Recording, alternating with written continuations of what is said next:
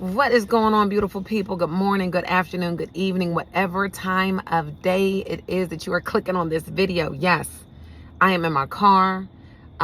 It is dark outside. I am working. You see, I got my book right here. Like, I am in the car working. And I really just wanted to jump on here. Earlier today, I had did a recording. I was just driving through the city. I do live here in Pittsburgh, Pennsylvania, for those that don't know, and just driving through the city, and I was just looking at all the beautiful trees and the colors and just really being quiet, right? Had an appointment earlier today that canceled on me, and then had 2 other appointments, so I took care of those appointments. But then after that, I really just found myself just driving around. I'm in the process, finally, of writing my book. There's actually 2 of them I'm writing at the same time. And,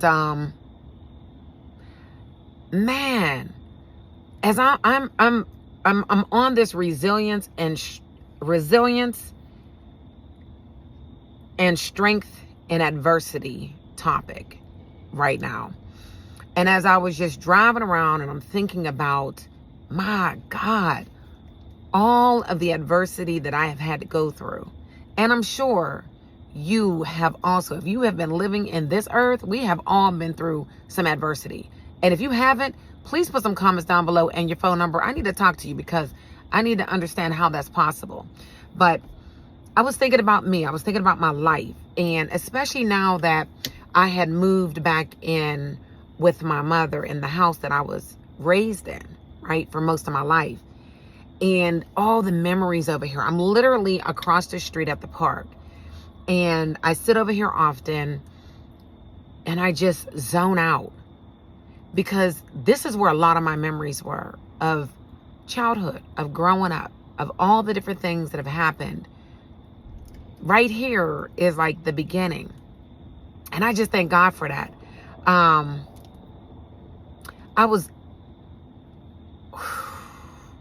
I was thinking back to when I was 25 years old. That was 25 years ago.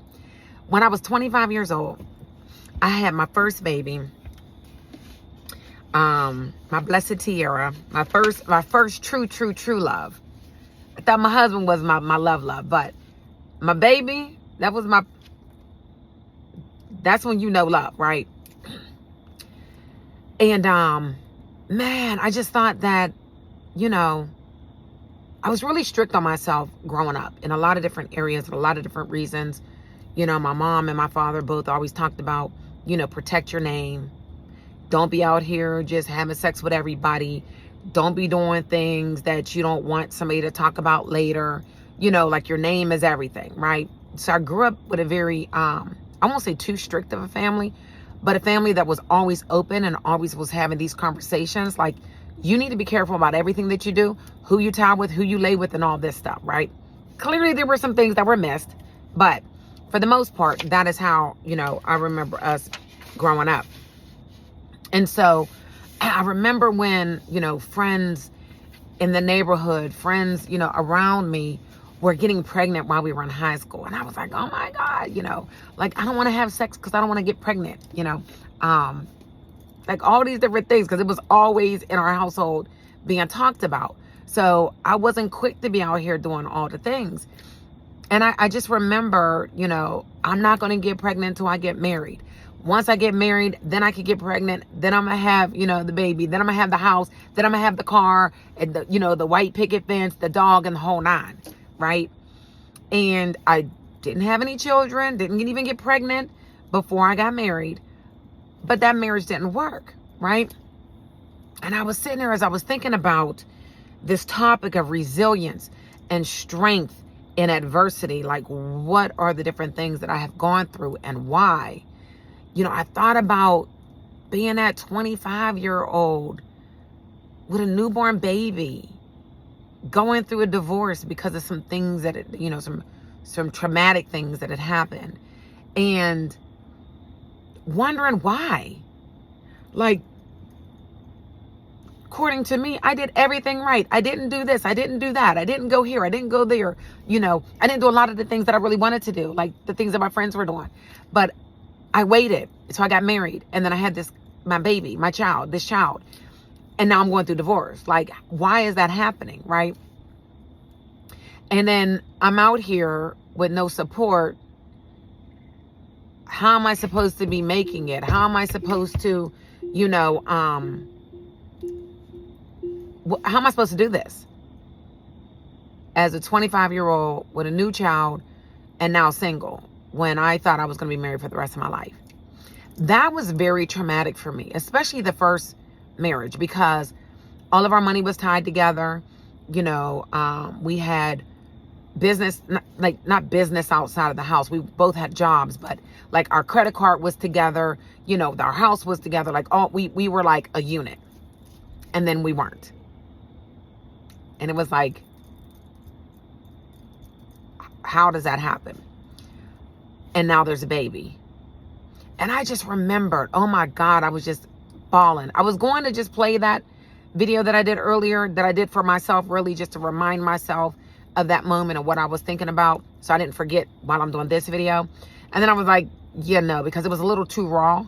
But I remember driving through the neighborhoods, just trying to find those places that had the for rent signs on the door, trying to find somewhere where I could live for me and my daughter. I mean, I came back and I was here with my mother, here where I am now. And that was temporary. Like, I was married, I was in our house. Then I came back home with a newborn baby. And I told my mom, like, you don't have to worry. I'm not going to be here long. I had a full-time job. It was just a little bump in the road, and I was going to be out. And I think I was only in my mom's house for like 30 days, 30 to 60 days. And then I found a place. And I just remembered, though, driving up and down the roads, trying to put my mind around this new change. A change that I did not plan for. A change that I didn't expect. A change that was just not really, I didn't feel like it was reality, right? And not to mention, just about a month and a half prior, I had a car accident, which I totaled my vehicle and died. Yeah, y'all, I coded. And that situation was kind of around something that was going on with my husband at the time. And I was left by myself to deal with it, right? And so I think back to that time, and I think back to like, wow, I remember thinking, I will never be happy again. I will never love again. I will never marry again. You know, I don't know how I'm going to make it with this new baby. I'm already struggling financially. Now I'm by myself with one income. You know, my mom was not, you know, she didn't have money to be able to support me and my child. Like, that was a no. And my mom was always one, like, y'all wanted to have that baby, y'all watch the baby. I want the grandbaby when I want the grandbaby. Like, I'm not the in-house babysitter, so don't get it twisted. So I was like, oh my God, you know, 20-something-year-old having full-grown tantrums. I remember having my tantrums. And I remember finding this apartment in Dormont here in Pittsburgh. And it was Dormont, is the area. And the apartment was beautiful, all hardwood floors. Just very nice apartment. Right up my alley as far as the price. Everything was included as far as the water, the light, the gas. It was like perfect. And let me lock my doors. And I remember it was about fall whenever I had moved in, and I remember sitting on the floor with my baby, like, what are we going to do? Like, what are we going to do? I thank God that I was a little bit older. I was 24, 25 years. I was 24 when I got pregnant, 25 when I had my baby. So I was a little bit older, and I thank God for that. But it still was very hard. It was very challenging because I didn't want to ask for any help from my friends. Like, I knew the family that was around me didn't have it to help me. Like, everybody was struggling. It was like, you know, you got to figure it out. And I just remember, like, Christmas was right around the corner, And I wanted to do something for my baby. Now, mind y'all, this baby, she don't remember nothing. But it's something about us parents, and maybe just the moms, I don't know. Maybe the dads too. But it's like, even when they first born, the first child, it's like you want to do all these different things. You put all this pressure on yourself to do the most, and they're never going to remember. But I remember that pressure. And I remember sitting down, and I was just like, what am I going to do? I have a job. I get paid the same amount every 2 weeks. And it's not enough right now. Like, I got now another car, got a paid car note. My old car that I totaled was paid off. It was just like so much, right? And daycare was crazy. Oh my God, daycare was crazy. Crazy. And then I was fighting with the ex. Lots of fights. So much stress. And I just remember, like, what am I going to do? And this one lady told me about Mary Kay. And no, this is not a Mary Kay video. Stay with me. Told me about Mary Kay and how I can make some extra money on this side. One of my girlfriends was getting married, and she came to do our makeup or whatever. And I was like, maybe that'll be it, right? And so I got into the Mary Kay. I thought about it like, this could be some girl time, but it can also give me some extra income. But then I'm shy. I don't like salespeople. How am I going to make this work? And so the lady, the manager, who's still around me now, right? She's still around now, Loretta McClendon. Well, her last name's different, but Loretta. And she was like, just pass your book around at the job. Just pass it around, and every 2 weeks, collect the orders or whatever. So that's what I did, right? Oh my goodness, I had a great time. Started doing that. Didn't make money right away because I was rigid. But I remembered when she had told all of the girls in her group, get some baskets and make baskets for Christmas and sell them to all the guys. And that'll make it easy for you to be able to sell your product and make a profit right away. And I was like, oh my God. And I'm like, how do I make a basket? Where do I get these baskets and all the things? So I literally went to the thrift store and I bought a big old bag full of baskets. I don't remember the amount, but I know it was cheap because I was broke.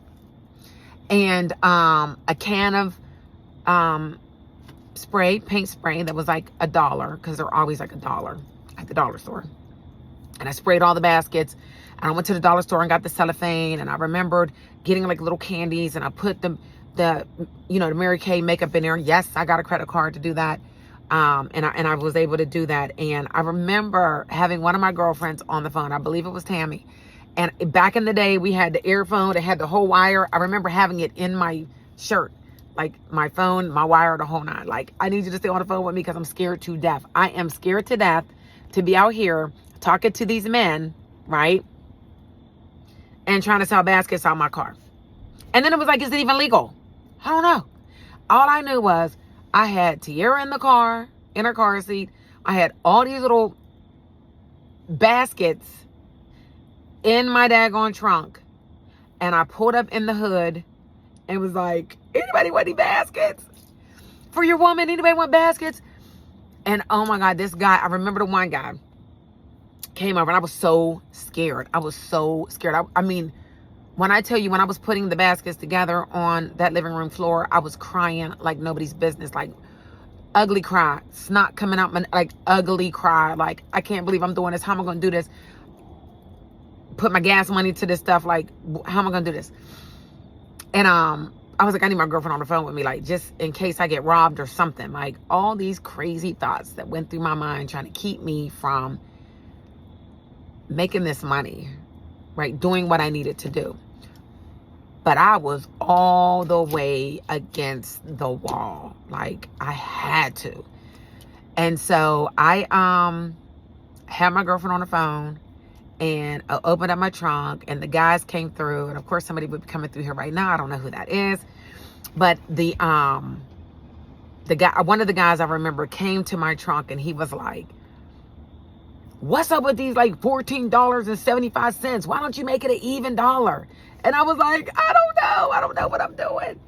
And he was like, just make it an even number, like $15 or $10 or $12. And I was like, I'm just trying to make money for my baby for Christmas, you know. Right. You know, and he ended up buying like 5 of my baskets, right? Like, this chick don't even need to be out here. Let me just help you real quick.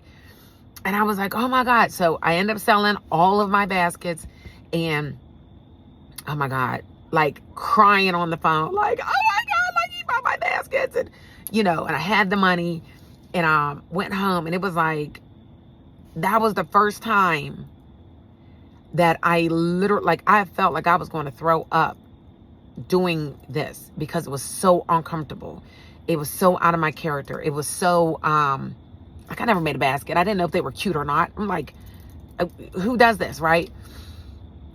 But it worked. And I remember crying out to God and just thanking God, like, just thank you for covering me and protecting me.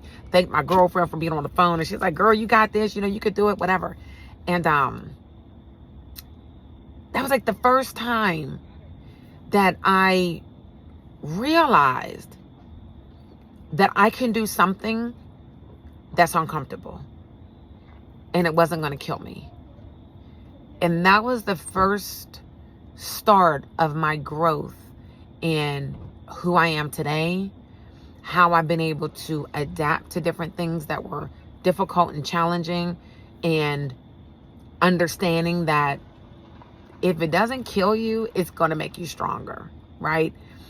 And sometimes a lot of the things, probably most of the things that's going to make you the most uncomfortable, is going to make you the most money, right? I was scared to death. And I'm sitting here now, 50 years young,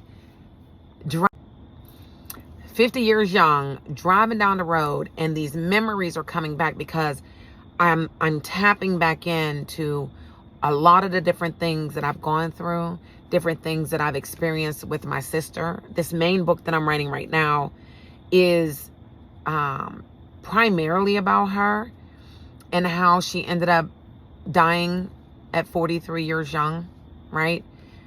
And how her life has intertwined with mine, and what I've learned from her life, and how I've been able to grow and help others through my life, through that experience, if that makes sense. And so this was just one of those things that I definitely wanted to share with you today. You know, there's so much going on. Like this year, I just told my mom, I just dropped her off, and I said, this year, and the year that this video is posted is 2024. It is October 8th, actually, 2024. And I told my mom, I said, this year has been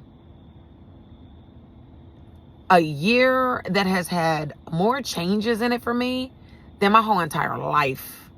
Like, this year has been yearing, if that even is a word or a saying. This year has been yearing for your girl, right?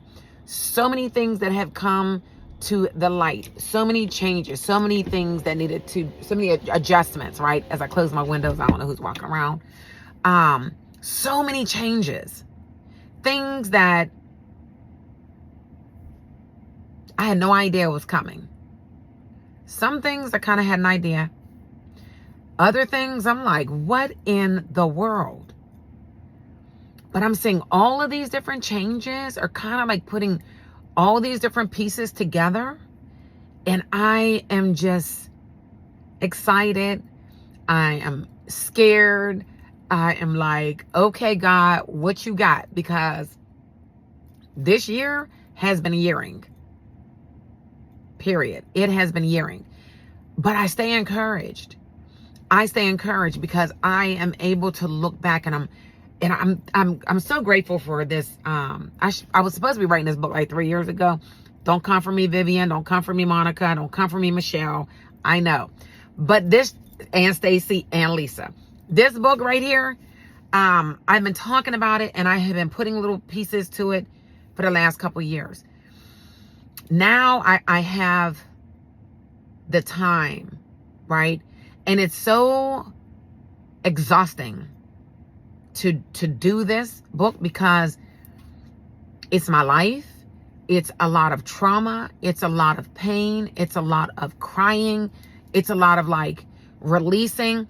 But the blessing in it is that I'm able to now, where I am today, go back and see all of the different things that has happened and see why, which is the blessing in it. Because there were always things that we were to learn from these things, these trials and tribulations, right? And so I'm on this other side and I'm looking in. And like the things that I'm going through today, I am staying in joy with it, even though it's challenging and it's confusing at times. And I'm like, okay, God, like, what are you doing? Are you playing with my emotions right now with certain things, right? But I'm like, okay, so now I'm here. So in the next 5 years, I'm going to be able to look back to now and say, okay, now I see why these things happened, right? So we're forever evolving and forever growing. And if we take the time to just look back a little bit, we'll see exactly why we are where we are today. Like, there's no question as to why I am where I am today, like in this divorce. There's no question. Why the different business things are happening, I have no idea. I have no clue what's going on with the business side of it. But the relationship, yeah, I can look back and I can see why I'm where I am, right? So that's it. I didn't want to be in here too long. I just wanted to share a little bit while I was out here, taking the time to just go back. Like the memories here at McKinley Park, y'all. I remember our Fridays. I ain't even gonna tell y'all about the Fridays. Oh my God. When we were kids, yeah, I can't even begin. I probably will never tell them stories, only to my kids and never in writing, because we were cut ups. Had a great time at this park. But yeah, be encouraged. Be encouraged. If nothing else from me just sharing that little bit of a story of me just, and I ain't even going to the depths of like where I got my furniture, you know. I didn't buy stuff new. I got my stuff from, it was called Craigslist. Like now we got Facebook Market, things like that, you know. But God made a way. And my house was definitely a home. I loved my baby, you know, made it through. I had some good times in that apartment. And yeah. Now I'm kind of, I won't say I'm at the beginning again, because I was in an apartment. I moved back into my mom's because I was paying my sister to take care of my mom, and my daughter is living here as well. And I'm like, okay, sis, you're divorced, you're single now. Why are you paying your sister to live there when your sister has an apartment and you're paying for the apartment too? Take your sister back to her apartment and you move back in, because that's saving me money that can go to paying off my debt, right? So we got to make decisions. We got to start thinking, you know, through some things that we're doing. And yes, that does mean that at times I am in my car and I'm writing, I'm journaling, I'm meditating. I come out here and I walk. I do a 3-mile walk every day, right? But it's okay. It is okay, because a lot of people don't have their moms anymore, right? I still have mine. She's older. She's had some issues. I thank God that the last several months, everything has been good. You know, I thank God for being here. So everything happens for a reason. So enjoy it. Enjoy the reason, the season. Enjoy it all, the process. It's going to take us somewhere. But what we do, what we believe, how we act and react definitely has a part to play. So stay encouraged. Do your work. Do your internal work. Do your, you know, your boundaries. I'm big on boundaries right now. Do your self-assessments, right? What is it that you need? What is it that you want? And do not be afraid to say no. Do not be afraid to say no, because you're saying yes to you and to the things that are most important. So with that, I'm out. If you think this video can help someone else, share it. If you want to leave a comment down below, leave your comment down below. I try to make sure that I respond to everybody in a timely manner. But I'm going to get back to writing, because I got to get this book done, y'all. And I'm not sure if I'm going to just do the audio, or if I'm going to go through and read it on my channel. I'm still praying about that. Like, I know a lot of people don't like to read anymore. And then there's individuals that love audiobooks, which is great, but there's a lot of, red tape with the audios. I have been sitting here and I've been thinking seriously about